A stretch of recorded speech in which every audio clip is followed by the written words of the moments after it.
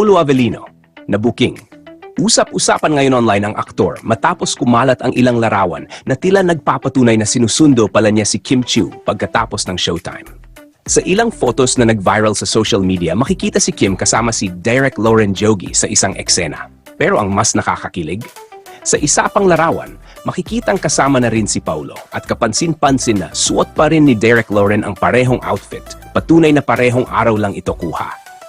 Agad itong pinagpiestahan ng fans, lalo na ng Kim Pao supporters na matagal nang kinikilig sa tila, unti-unting nabunyag na closeness ng dalawa.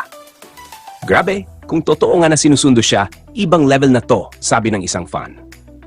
At sa bawat ganitong paandar, lalong pinapalakas ang hinala ng publiko na may espesyal ngang namamagitan sa dalawa. Tahimik man sila sa issue, ang mga larawan na mismo ang nagsasalita para sa kanila.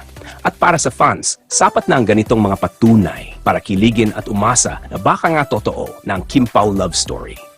Habang walang kumpirmasyon mula sa kampo ng dalawa, hindi may kakailang unti-unting nabubuo ang larawan ng isang matamis na ugnayan sa likod ng kamera. Mula sa mga simpleng pagbisita, tahimik na suporta, hanggang sa mga sakay-sundo moments, tila isa itong modernong rom-com na live na nasusubaybayan ng publiko. At kung kulang pa ang kilig, may chismis pang lumutang na di umano'y kukunin daw ni na Kim at Paulo, si Derek Loren, bilang isa sa kanilang mga ninong sa kasal, na lalo pang nagpainit sa haka-haka na may pinaghahanda ang forever ang dalawa. At kung pagbabasehan ang mga reaction online, maraming umaasa na ang real tandem magiging real sa tamang panahon.